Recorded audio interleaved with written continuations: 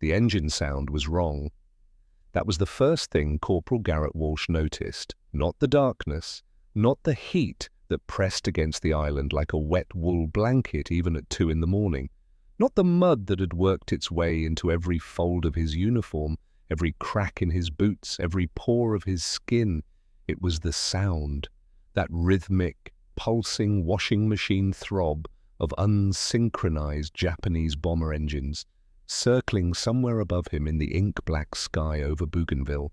He had learned to hate that sound more than any sound he had ever heard in his life, more than artillery, more than a man screaming for a medic, because at least those sounds meant the fight was happening at ground level, where a man had some chance of doing something.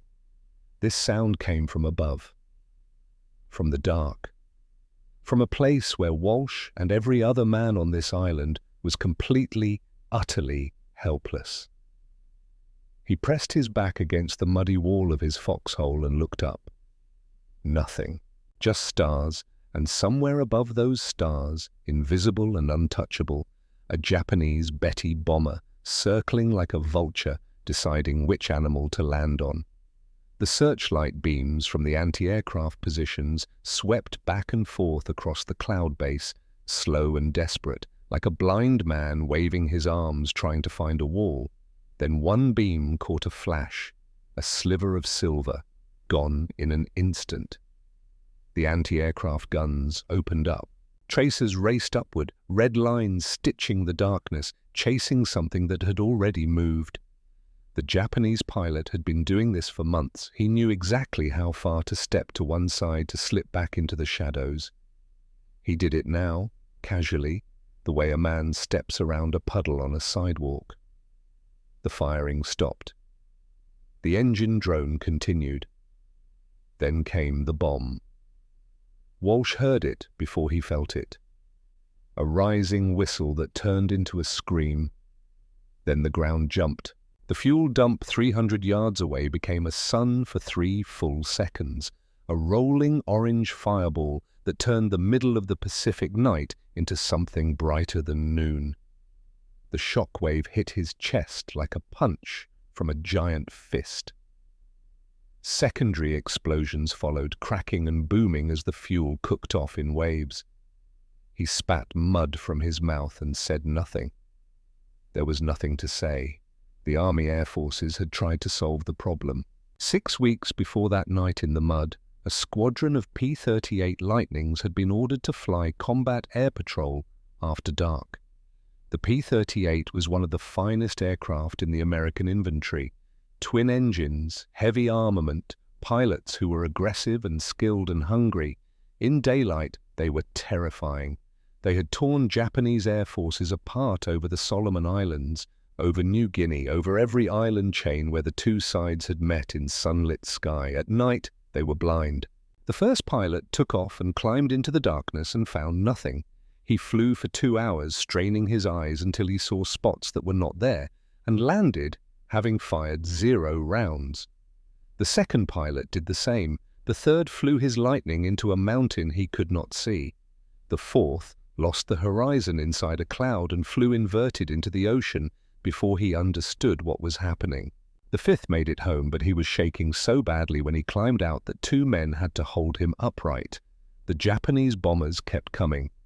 The problem was not courage, it was physics. The human eye, even the sharpest eye in the United States Army Air Forces, was not designed to find and track a target moving at 200 miles per hour through pitch black at 10,000 feet. You needed something else, something that could see when a man could not. On the drawing boards of the Northrop Corporation in Hawthorne, California, that something had existed for 2 years. It was waiting for someone to believe in it enough to fly it into the dark. Major Sterling Harmon had first seen the P-61 Black Widow from the inside before it was finished. He had been a test pilot at Northrop for 3 years, not a glory assignment. Test pilots did not come home from the Pacific with kill markings on their fuselage and crowds at the fence. They flew machines that had not been proven yet, in conditions designed to find every way a new design could kill you, and they wrote dry technical reports about what they found, It was methodical, unglamorous, essential work. Sterling Harmon was exceptionally good at it. He was 34 years old, lean, with the kind of face that looked calm even when it was not. He had grown up in rural Montana, son of a rancher who fixed everything himself because the nearest mechanic was 40 miles away. Harmon had learned early that understanding how something worked was the only real advantage a man could have. Not strength, not speed, understanding. When Northrop's engineers first showed him the SCR-720 radar system, his fellow test pilots had looked at it the way a man looks at a foreign language menu. Baffled, slightly suspicious. Harmon had asked for 3 hours alone with the radar instructor. He came back from those 3 hours knowing something the skeptics did not. The machine could see in the dark. The rotating antenna in the fiberglass nose cone sent out pulses of radio energy that traveled at the speed of light and bounced back off anything solid they hit. Metal, water, mountains, aircraft. The returning echo registered on a small green screen in the rear compartment, where a radar observer sat reading the invisible world the way a man reads a book in Braille. 5-mile range, capable of tracking targets at 300 miles per hour. Altitude, bearing, closing speed, everything the human eye could not provide at night. What it could not do was pull the trigger. That still required a pilot willing to fly blind, trusting a voice in his ear and a green dot on a screen he could not see from his own seat. A pilot who could suppress every survival instinct and follow instructions from a man sitting behind a curtain in the back. That was the part that had broken every other candidate they tried. That was the part Sterling Harmon had been built for. Lieutenant Fletcher Briggs was 27 years old and had wanted to fly fighters since he was 8, when a barnstormer rolled over the county fairground in Indiana and shifted something permanently inside his chest. He had passed every test except one. His eyesight was 20/40. Not disqualifying in the ordinary sense, but in the fighter pilot selection process where 20/20 was the floor, 20/40 was close enough to ridicule. He had been told, not unkindly, that he would never fly a fighter in combat, by a captain who had already forgotten his name before finishing the sentence. What no one had tested was his spatial memory. Briggs could look at a radar scope and read it the way a musician reads a score. He saw not just the dots, but the relationships between them: distance, convergence rate, implied trajectory 3 moves ahead. He had a gift for the geometry of moving objects in 3-dimensional space that his instructors had never encountered and struggled to describe. They settled on the word exceptional and hoped the paperwork would sort itself out. It sorted itself out in the form of the P-61 program, which needed exactly what Briggs had: a man who could sit in a dark box behind a rubber-hooded screen, construct a complete picture of a world he could not physically see, and translate that picture into calm, precise instructions for a pilot trusting him with his life. They had been flying together for 6 months when the crates arrived. The aircraft that came out of those crates did not inspire confidence. It had a wingspan of 66 feet, wider than a B-25 Mitchell medium bomber. It sat on tricycle landing gear engineered for a bridge. Twin tail booms extended behind the wing like the prongs of a tuning fork. The fuselage was shaped with the aerodynamic elegance of a freight car. Loaded for combat, the machine weighed over 30,000 pounds.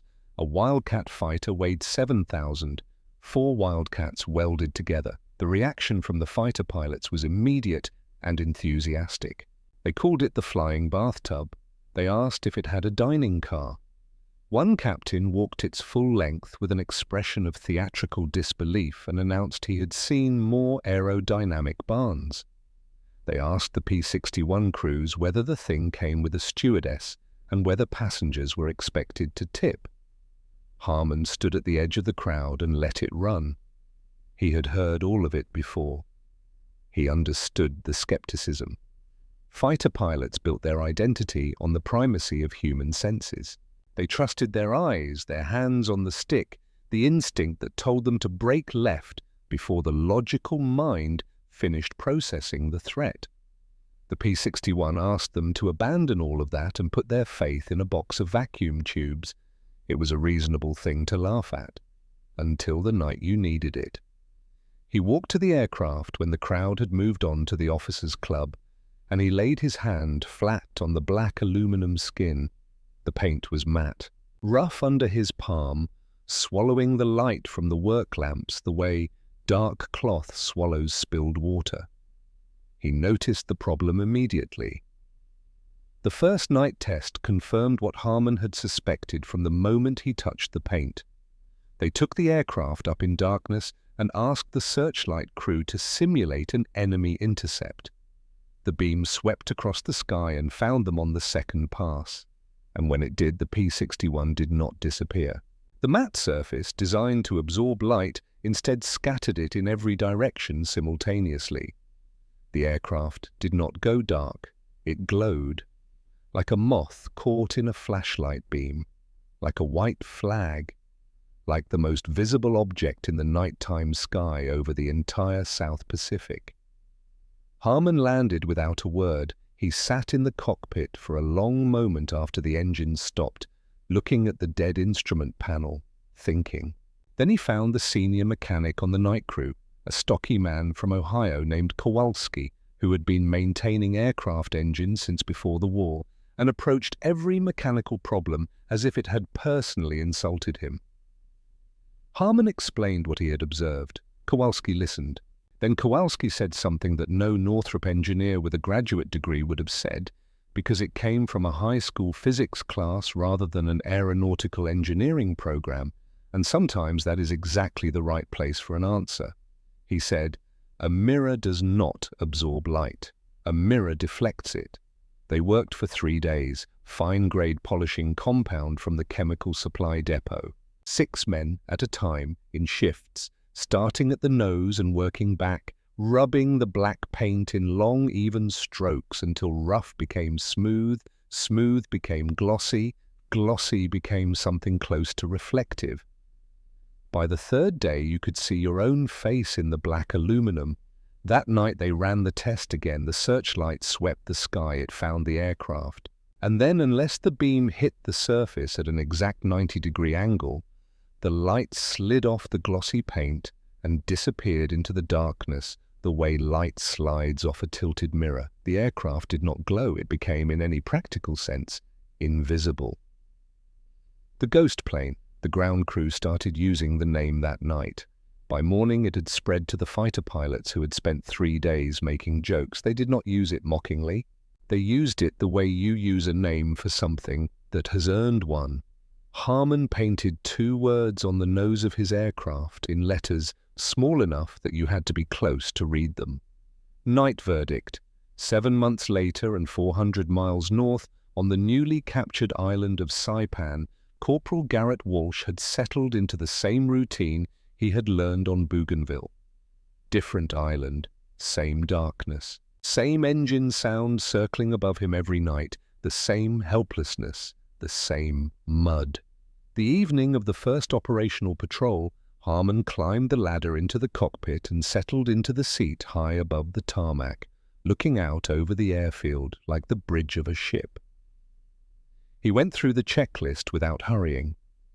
He heard Briggs settle into the rear compartment and pull the blackout curtain across. He heard the radar cycling up. The twin Pratt & Whitney double Wasp engines caught on the first start, 2,000 horsepower per side. The sound was not the high-pitched scream of a single-engine fighter. It was lower, heavier. A vibration felt in the back teeth and the base of the spine. The sound of something patient and very large. The chocks came out. Night verdict began to roll. Walsh, on the edge of the tarmac, looked up at the sound. He saw nothing, just the darkness where the airfield ended and the sky began. Whatever it was had already disappeared. He went back to his foxhole and waited, as he had waited every night, for the sound that told him the bombers were overhead. That night, he waited a long time. The trust the P-61 demanded was unlike anything Sterling Harmon had encountered in 3 years of test flying. Not trust in the aircraft. He had built that across hundreds of hours at Northrop, not trust in his own hands. That had been there since his first solo over Montana at 19. This was something harder and stranger. It required him to sit at 300 miles per hour inside absolute darkness and surrender the most fundamental instinct a pilot owns, the instinct to see before he acts. Fletcher Briggs' voice came through the headset, flat and even, carrying no fear in it. Not because Briggs was fearless, but because he understood that fear in his voice would travel down the wire and arrive in Harmon's hands as a tremor in the controls, and a tremor in the controls at 300 miles per hour in total darkness was how both of them died. They had a language between them built from hundreds of hours of practice, a vocabulary of headings and altitudes and closing speeds that had become as automatic as breathing. Harmon had trained himself to respond to Briggs's instructions the way a musician responds to a conductor, without hesitation, without independent interpretation. The stick moved when the voice told it to. He understood all of this perfectly in theory. The first time he flew into actual combat and looked out the windscreen and saw nothing but black, no horizon, no target, no reference of any kind, he understood the difference between knowing a thing and living inside it. He made the turn anyway. The contact came 40 minutes into the patrol. Ground control had vectored them west toward the shipping lanes where the Japanese had been routing their supply missions. The radio crackled with the controlled urgency of men who knew how to keep excitement out of their voices. Black Widow, bogey bearing 270, Angels 8, 15 miles. He's on course for the airfield. Harmon felt the familiar voltage run through him, the thing that happened in his chest when the abstract became real. He banked west and pushed the throttles forward. "Contact," Briggs said from behind the curtain. "Target confirmed, 12 miles lower and to our left. Moving slow, steady course." "What are we looking at?" "Betty." "Has to be. Speed and altitude match, a Mitsubishi G4M. The medium bomber that had been making these islands a misery for months. Fat fuselage, twin engines, loaded with ordnance intended for men sleeping in tents on the island behind them. "Talk me in," Harmon said. 10 miles, come left 5 degrees, he doesn't know we're here." That was the thing that never quite became routine, no matter how many practice intercepts he had flown. The knowledge that the target had no idea. The bomber crew up ahead were going about their business, checking instruments, watching their own darkness, completely unaware that a machine the size of a small building was accelerating toward their tail. 2 miles, look for exhaust. He looked. He saw nothing, just the universe, black and enormous and indifferent. 1 mile, you should have a visual. And then he did, not a shape at first, an absence, a section of sky where the stars stopped, a moving hole in the field of light. As it grew, he began to see the geometry of it, the thick, mid-mounted wing, the round engine nacelles, the blunt nose, the Japanese bomber cruising straight and level, navigation lights off, crew inside doing whatever bomber crews do on the long, boring stretch between takeoff and the moment they release their weapons. I have visual. Tally-ho! Clear to fire. You're inside 400 yards. He checked his switches. He selected the 420mm cannons. He put the illuminated ring of the gun sight on the left wing route, exactly where the fuel tanks lived, the place where a bomber is most catastrophically vulnerable. He took a single breath. He squeezed the trigger. The aircraft shuddered as though it had flown into concrete. 4 cannons firing simultaneously produced not a sound so much as a physical event. A hammering concussion felt in the jaw and sternum. The shells crossed the dark space in less time than it takes to blink. They did not just hit the Betty, they unmade it. The left wing separated from the fuselage. It did not break, It sheared, cleanly and completely, tumbling away into the darkness, trailing fire. The fuel tanks went half a second later. The fireball was enormous, a sudden, impossible sun that illuminated the ocean 2 miles below and the cloud layer 2 miles above, and for 3 full seconds, everything between was visible. Night Verdict was already banking away, Harmon pulling up and left, away from the debris that had been a bomber and a crew and a load of bombs intended for the island behind them. He watched the fire fall. It hit the water with a flash and a column of steam. "Splash one," he said. "Good kill," Briggs replied. "Scope is clear." They landed an hour later. Harmon wrote his report with the precision his test pilot training had made second nature. The intercept, the firing position, the result, the distances and angles and weapon used.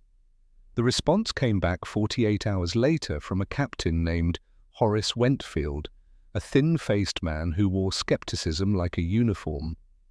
He read the report twice, looked up over the paper, and asked what physical evidence existed to confirm the kill. Harmon looked at him steadily. "I watched it burn," he said. Briggs tracked the debris on radar until it hit the water.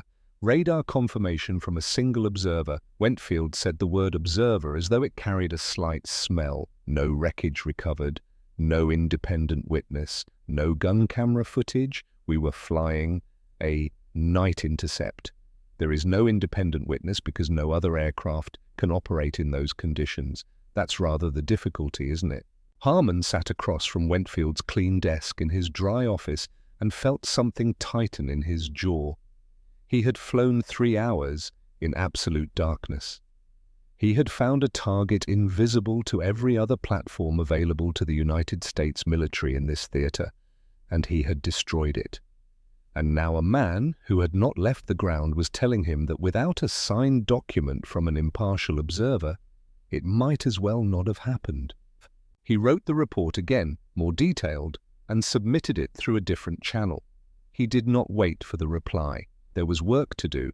The Japanese were not stupid. Their bombers were not returning. Wreckage was washing up on reefs. Someone had found a way to operate at night, something that could see them, something they could not see. They did not know what it was. They knew what to do about it. They stopped sending bombers. They started sending hunters. The Nakajima J-1 Irving was a twin-engine aircraft designed to find and kill night intruders. It was lighter than the P-61 by more than 20,000 pounds, faster in a straight line. Its pilots were selected for the work, men comfortable in darkness, trained to navigate by instruments and fight without visual reference. The Irving did not blunder through the night the way a bomber did. It stalked. The night it found Night Verdict, Briggs saw it on the scope before it announced itself with tracers. "Contact," he said. And something in the single word was different. Not fear, a different quality of attention. Target bearing 180 high, moving fast. And Harmon, he's not going away from us, he's coming at us. The green dot was closing in a straight line, high and from behind. The classic geometry of a fighter making a stern attack. Whoever was in that aircraft knew exactly where they were. Night Verdict was no longer invisible. The hunter had become the prey. "Speed," Harmon said. 300 and climbing, diving down on us. Harmon pushed the throttles to the firewall. The water injection kicked in, spraying the fuel mixture to cool the cylinders and unlock every horsepower the double wasps could theoretically produce. The exhaust stacks began spitting blue flame back over the wings. The aircraft surged forward. The gap on the scope stayed the same. The Irving pilot had the advantage of altitude, gravity adding to his throttle for free. He had a lighter machine and a smaller profile, and he was coming down with everything in his favor. He expected what every attacking pilot expects when diving on something large, a slow, wallowing response, a target that reacted like a bomber because it was built like one. He did not know about the spoilers. Harmon waited. He waited until Briggs said he's inside a mile, very close, and the flatness in his voice carried, for the first time, the faintest edge of something not quite panic, but adjacent to it. Then Harmon kicked the stick hard left. What happened to Night Verdict was not a bank. A bank is gradual. A tilting of wings, a slow arcing change. What happened was a snap. The spoiler on the left wing punched up out of the upper surface and destroyed lift on that side instantly. The massive aircraft rolled left with the speed of something 1/5 its weight. The G-forces hit the crew like a physical blow, pressing them into their seats until the edges of vision grayed. The Irving shot past them, tracers drawing useless bright lines across the empty space where Night Verdict had been a second before.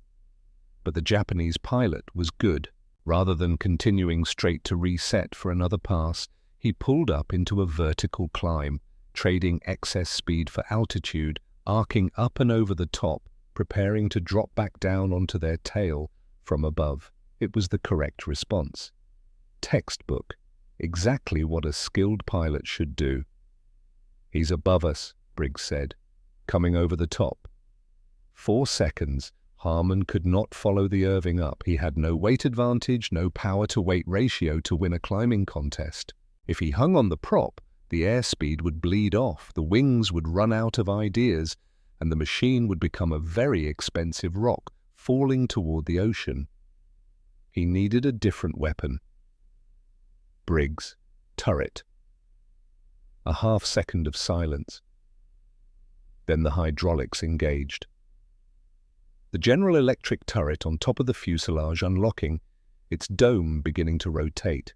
The 450 caliber machine guns that the fighter aces had called dead weight, unnecessary, an engineering overcorrection by men who had never been in a real fight.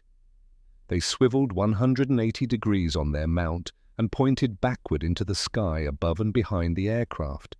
The Irving came over the top of its loop. The pilot looked down. He saw the twin tail booms. He saw the cockpit, framing. He lined up his sights on the widest target he had ever been given and put his finger on the trigger. He never saw the 4 black barrels pointing at him. The turret fired. The sound inside Night Verdict was indescribable, a continuous percussive hammering directly overhead, felt in the skull before it reached the ears. 4 streams of 50 caliber armor-piercing incendiary rounds poured backward and upward into the face of the diving fighter, a wall of metal so dense and so sudden that the Irving flew through it the way a man walks into a closed glass door. The canopy shattered, the engine cowling split, the propeller blades came apart. The aircraft did not catch fire first. It stopped flying first. The kinetic energy of the impact so massive that pieces of the airframe were ripped away and flung backward before the fuel ignited. It fell past Night Verdict, trailing fire, spinning toward the ocean in a long arc that ended in a flash of white water. "Splash 2, the gunner said, his voice tight and breathless. Harmon leveled the wings, checked the instruments, everything green. He sat for a moment feeling his own heartbeat, and then ground control came through. Black Widow. "Supply barges running dark near the coast. Can you investigate?" He looked at the fuel gauge, he looked at the ammunition counter. He thought about Garrett Walsh in his foxhole and every other man sleeping in mud on this island. He keyed the transmit switch. On our way. They found the barges by radar, 3 blips tucked into a cove, running without lights, carrying supplies toward the island under the protection of a darkness they believed was still theirs. Harmon came down to 1,000 feet. Briggs counted down the distance. The first barge disintegrated under cannon fire, its ammunition cooking off in a chain of secondary explosions that lit the cove like a flashbulb. The second turned for the beach, and Harmon followed it and fired again. The third nearly reached the shallows before the cannon shells found the fuel drums at its stern. The fire rose from the cove visible for 20 miles, and then the searchlight found them. It came from the shore, a position Briggs could not have seen through the ground clutter. The beams swung up and settled on Night Verdict, and for 2 seconds the glossy black paint did exactly what it was supposed to, the light sliding off at an angle. Then the beam corrected, found the exact perpendicular angle, locked. The anti-aircraft guns opened fire simultaneously. The first burst was close enough that Harmon heard the shrapnel before he felt the aircraft move, a sound like hail on a steel roof, rapid and random. Then a single hard strike from below. The instrument panel flickered. A bundle of wires behind the rudder pedals had been cut. Then the right engine stopped. Not slowly, not with the roughness of a failing engine finding its last revolutions. It stopped the way a light stops when you flip a switch, instantly and completely. The propeller was still turning, windmilling in the slipstream, creating drag instead of thrust. The right wing dropped. Night Verdict began to roll toward the dead engine with the slow, terrible certainty of physics. Harmon hit the left rudder pedal with everything he had. He reached for the feathering control on the right engine and twisted it, rotating the blades edge-on to the airflow, stopping the drag. He pulled the good engine to full power. The aircraft steadied, barely. "I lost the scope," Briggs said, and this time the flatness in his voice was gone entirely. "Radar is dead. I have nothing back here. 500 feet, one engine, no radar, a searchlight still hunting across the sky." "Give me a heading," Harmon said. "I can't." Briggs' voice was stripped down to its essentials. "Nav system went with the radar. I don't know which way is home." Harmon looked out the windscreen. The horizon had been absorbed somewhere into the general darkness. His gyro compass was spinning freely, knocked loose by the impact. He had no instruments he trusted, no radar, one engine, 500 feet over black water of unknown distance from an enemy shore. He looked up through the canopy glass. The Southern Cross was there. 4 stars in the shape of a cross, fixed and bright and pointing south, which meant northeast was behind his left shoulder, which meant northeast was home. He banked left slowly, using the gentlest inputs he could manage, because at 500 feet with asymmetric thrust and uncertain airspeed, there was no margin for anything abrupt. He found a bright star to the northeast and put the nose on it. He flew toward the light. The left engine was doing the work of 2, and it knew it. Harmon nursed the throttle the way his father had taught him to nurse a truck engine on a long grade in Montana, giving it just enough and not one drop more, asking it to last without demanding it perform. He listened to the cylinder head temperature, which was the one instrument he still trusted, and he made small adjustments in the dark, and he did not think about how far the airfield was or how much fuel remained. He thought about the next 60 seconds, then the 60 seconds after that. "Briggs, here, how are you doing back there?" A pause, the kind a man takes when deciding how honest to be. "My scope is dead and I can smell something burning that I'd rather not be able to smell. But I'm here." "Good. Stay there, not planning on going anywhere?" Harmon almost smiled. He flew northeast by starlight and said nothing more for a long time. Below him the ocean moved in the dark, indifferent and enormous. He thought about the Irving pilot coming over the top of that loop.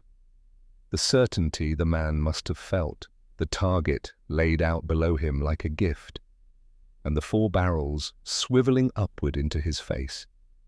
He thought about Fletcher Briggs being told at an induction center in Indianapolis that he would never fly fighters because his eyes were not perfect enough. He thought about his daughter, 5 years old, who had asked her mother why her father never came home for dinner. He flew northeast. He did not think about crashing. 20 minutes after the searchlight found them, Harmon saw the rotating beacon. It appeared on the horizon as something too regular to be a star, a pulse of white light at a fixed interval, turning slowly. His chest released something it had been holding since the right engine stopped. He adjusted his heading 2 degrees left and began to descend. The approach was not going to be a normal one. No second engine to balance the aircraft on the glide path. No go-around option. If he misjudged the distance or speed or angle, there was no second attempt. He would land on this pass, or he would not land at all. He reached down and found the emergency hydraulic hand pump, a lever that felt absurdly primitive given everything else the aircraft contained, and he pumped until he felt the heavy mechanical thud of the main gear locking down. More pumping, a second thud for the nose wheel. He checked the indicator lights, 3 green. The runway lights appeared below him, 2 parallel lines of dim blue marking the coral strip. He was coming in too fast, without the drag of both propellers and with asymmetric thrust pushing him right. Managing speed required constant correction, and every correction cost something. He could not use full flaps. Full flaps on one engine would create a rolling moment that would flip the aircraft inverted at an altitude where inverted meant dead. Half flaps. Night verdict came down like a stone that had decided, tentatively, to be an aircraft for a little while longer. The airspeed was 15 knots above the manual's normal landing figure.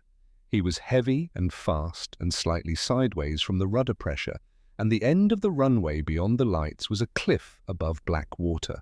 The wheels hit coral with a single violent crack, followed by the shriek of rubber and the groan of landing gear absorbing a load it was designed to take but not designed to enjoy. Harmon stood on the brakes. The deceleration pressed him forward against his harness until his vision blurred at the edges. The end of the strip rushed toward the nose. He held the brakes until he smelled the rubber burning. Night verdict stopped. The nose wheel was 5 feet from the edge of the coral. Beyond it, nothing but a short drop to the ocean. Harmon sat with both hands still on the controls and his feet still on the brake pedals and listened to the left engine spool down as he cut the mixture. The propeller ticked through its last revolutions. The gyros wound down.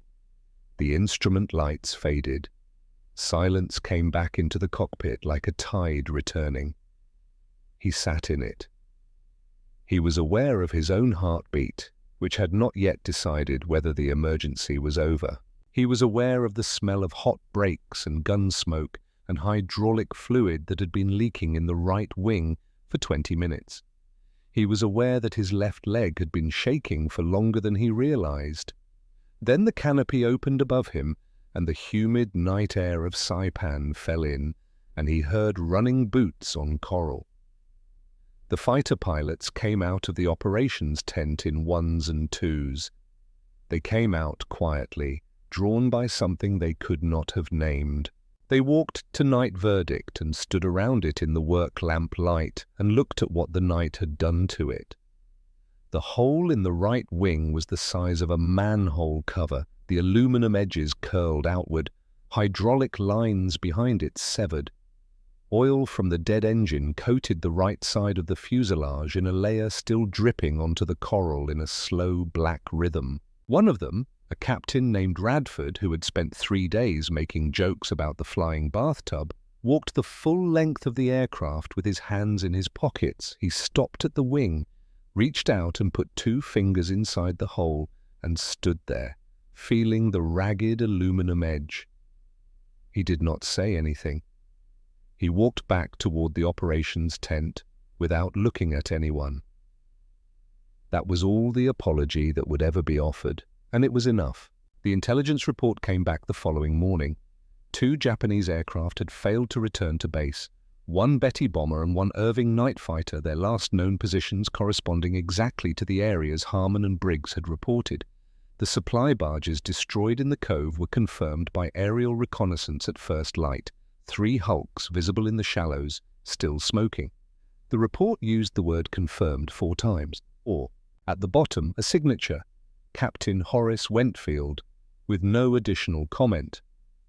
Harmon read it once. He folded it and set it on the corner of his desk.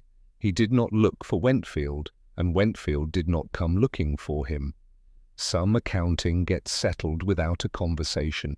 Some men communicate entirely through paperwork, and the paperwork had said what needed to be said. Corporal Garrett Walsh woke up with sunlight on his face. He lay still for a moment, confused. He had learned to come awake at night to sounds, the engine drone, the distant thump of ordnance, and to come awake in the morning to their after-image. But this morning there was no after-image. He searched his memory of the previous night and found nothing. Washing machine. Charlie had not come. He had slept, not the shallow, flinching half-sleep of a man waiting for the next explosion, the real kind, flat and complete and dark, the kind he had not found since before he understood where Bougainville was or why it mattered. He pulled his helmet off and let the morning sun hit his face and sat there, doing nothing in particular. Around him, other men emerged from their positions wearing the same slightly disoriented expression. The expression of people who had been expecting something bad and received nothing instead and were not quite sure what to do with the gift. Walsh did not know what had changed. He had no way of knowing what had happened in the sky above him. He only knew the silence. He sat on the edge of his foxhole for a few minutes, and then he lay back down and slept some more. The Japanese did not send Washing Machine Charlie that night either, or the night after. The Black Widows moved through the Pacific like the night itself, following the advance of American forces from island to island, Philippines, Okinawa, the skies over China. They flew through typhoons that grounded every other aircraft on the field, returning with paint stripped from their nose cones and crews who wrote the patrol as complete in the logbook and said nothing more about it. One crew whose guns jammed during an intercept flew their wing into the fuselage of their target, cut the Japanese aircraft in half, and came home with a section of enemy tailplane embedded in their leading edge like a trophy they had not asked for. The machine that had been laughed at became the thing the Japanese could not solve, and because they could not solve it, they stopped flying at night over contested islands. The darkness, which had been a free and inexhaustible resource, suddenly had a cost attached to it, and the cost was too high. The night sky stopped belonging to anyone. August 1945. Japan surrendered.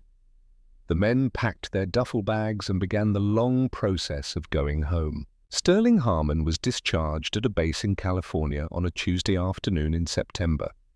He drove north through the Central Valley with his windows down, watching the mountains on the eastern horizon, brown and distant and reassuringly unchanged. He had been away for long enough that ordinary things had acquired a strangeness. The width of civilian roads, the absence of aircraft noise overhead, the way people in diners talked about nothing in particular without scanning the sky.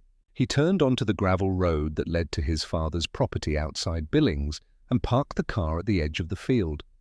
He did not immediately get out.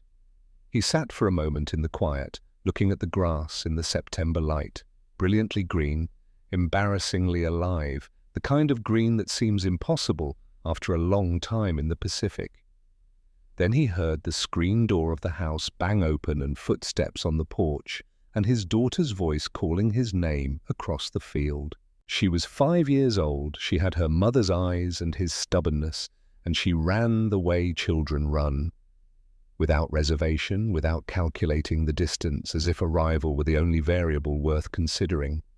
He got out of the car and walked to meet her, and she covered the last 20 feet without slowing, and he caught her and picked her up, and she weighed almost nothing at all. He stood in the field for a long time.